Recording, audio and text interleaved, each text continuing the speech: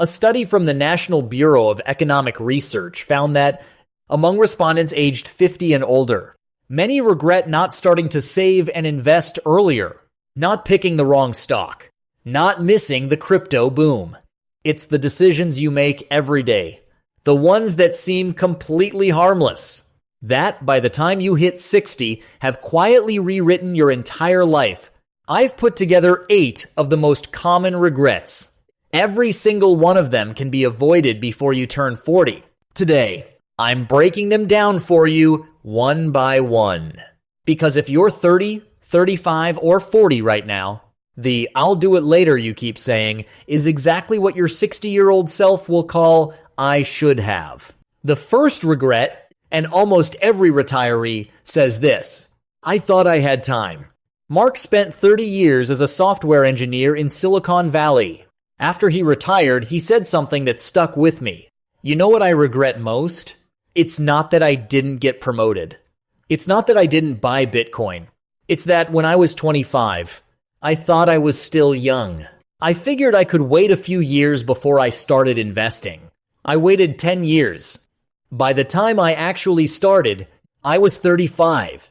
Now I have about $270,000 in my retirement account. That sounds okay, right? But if I'd started at 25, even just a little bit every month, I'd have over $620,000 today. That extra $350,000 is the difference between retiring early and not being able to afford to stop working. Mark's math checks out. Same $200 a month. 8% annual return. Start at 25 versus start at 35. By 65. The former grows to about $620,000. The latter to about $270,000. The difference is roughly $350,000. What does $350,000 actually mean? It's 5 extra years of freedom. It's the peace of mind that lets you pay off your mortgage early. It's the security of knowing you won't have to choose between treatment and your savings when you get sick. If you're 30 today, this is the last day of "I still have time." You don't need a lot of money to start. You just need to start. The second regret, even more subtle than the first. My paycheck grew, but my savings didn't. Mike started his career at 25, making $40,000 a year. By 55, he was making $120,000. He made more and more, but his savings barely moved. Better car, bigger house, nicer restaurants. Every raise came with a new monthly bill. By 55, he had less than $100,000 in his account. He said something after he retired that I'll never forget. I spent 30 years making money, and when I finally got close to retirement, I realized I'd never actually kept any of it. Here's the math. If you spend just $1,000 more a month, nothing crazy, just a slightly nicer life over 30 years. If that money had been invested at an 8% annual return, it would have grown to roughly $1,400,000. You traded a slightly nicer today for a completely different tomorrow. A 2024 Sun Life survey backs this up. Among people who regret their retirement choices, the most common regrets are not investing wisely and not saving enough. Next time you get a raise, make one decision. Put half of it directly into your investment account. You don't need to live like a monk. You just need to make sure your future self benefits as much as your present self. The third regret, I could afford the mortgage, but I couldn't afford the house. Robert and Linda bought their dream home at 40, 30% bigger than they actually needed. Renovations, $50,000. Furniture, $20,000. And then came the higher utility bills, property taxes, and maintenance costs. By 65, when they were ready to retire, they realized that dream home had become their biggest obstacle. Too much of their money was locked up in the walls. The house was worth a lot, but it couldn't pay for groceries, healthcare, or property taxes. It was a concrete piggy bank. Valuable, but the coins wouldn't come out. Retirement advisor Michael Collins emphasizes that carrying a large mortgage into retirement is a heavy burden for many people. Debt payments eat away at an already limited retirement income. An extra $100,000 on your mortgage at 6.5% interest. Over 30 years, you pay roughly $80,000 in extra interest. If you'd saved that $80,000 and invested it in an index fund at an 8% annual return, after 30 years, it would have grown to roughly $800,000. You spent an extra $100,000 on a bigger house and lost $800,000 in retirement savings. One decision, 8 times the cost. Buy a house that's just big enough for you. Don't buy your dream house unless you're certain you can afford it, and certain you won't need that money for retirement. A house is for living in. It's not for trapping you. The fourth regret. 1 more year and then I'll leave. Sarah spent 22 years as an accountant at a company she hated. Every morning, she didn't want to get out of bed. Every Sunday night, she couldn't sleep. She told herself, just hold on a little longer. For the pension. By 58, her body gave out. High blood pressure, chronic fatigue, severe anxiety. She retired early, with much less pension than she'd planned for, because she left before full retirement age. She kept waiting for the right time to leave. She waited 22 years. She got a broken body instead. The NBER study found that 34% of retirees wish they had worked longer, but 6% regret working too long. That 6% tends to be people with stable jobs and decent incomes. People who didn't actually need those last few years of paychecks, but got trapped by the just 1 more year mindset. Long-term overwork is also linked to health problems.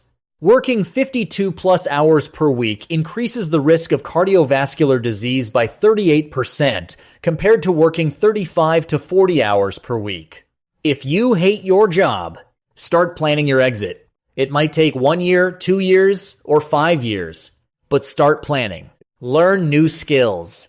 Build a freedom fund. Explore other possibilities. You're not escaping work. You're running toward a better life. The fifth regret. I kept my money hidden. David Barrett, 82 years old. During the market downturn in the 1990s, he sold everything. He said, I was too scared. I thought the market would never come back. He sold at the bottom. He missed one of the biggest bull markets in history. Today, at 82, he works as a substitute teacher to make ends meet.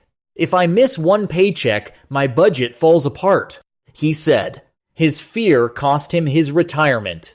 If your money earns 2% and inflation is 3%, you're losing 1% per year.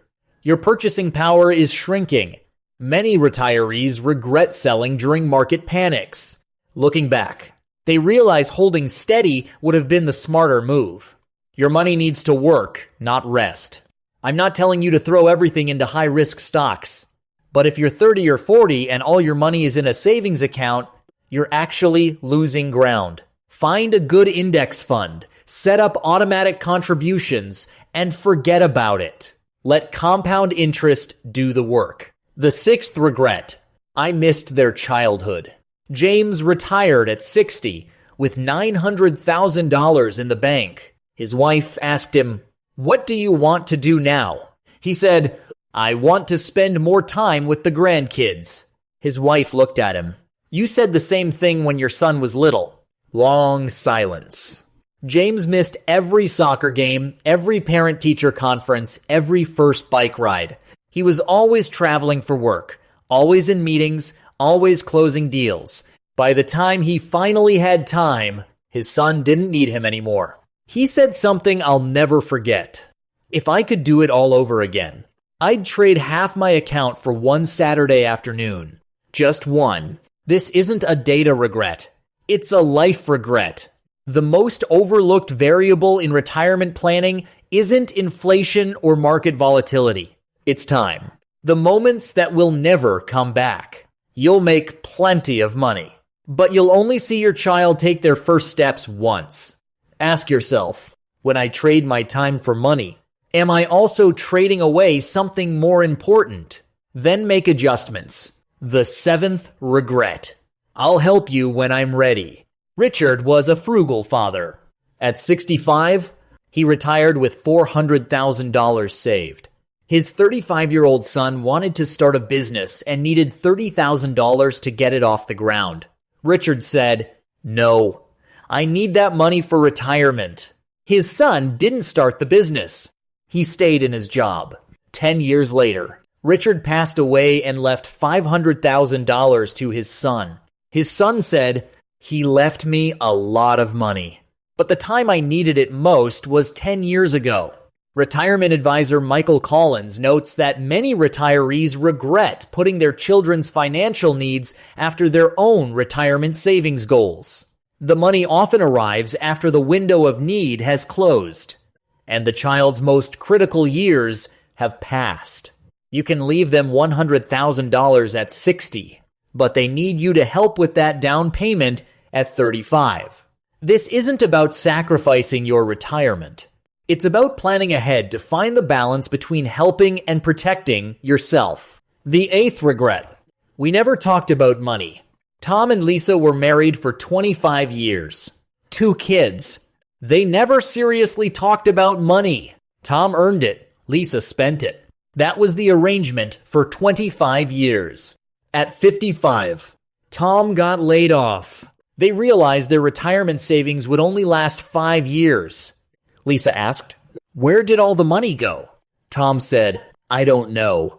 I thought you were managing it." They never used a shared budget. They never knew what the other was thinking. They didn't get divorced because they hated each other. They got divorced because they never talked about money. The financial impact of divorce is significant. One house becomes 2. One set of expenses becomes 2. One retirement fund has to support 2 separate lives. Research from the University of Edinburgh shows that divorce casts a long shadow over personal finances. Many people are forced to work longer as a result. A study from the Netherlands found that women's net worth drops by nearly 50% in the year of a divorce, no matter what your relationship status is. Sit down and talk about money, not to fight, to understand. Your money should be a team sport, not a guessing game. 8 regrets. From "I thought I had time" to "we never talked about money." Every single one is a decision made today that you won't understand the cost of until 10 years later. You're 30, 35, 40. Retirement probably feels like a lifetime away. But here's the thing. Your 60-year-old self is watching you right now. They wish you had started investing earlier.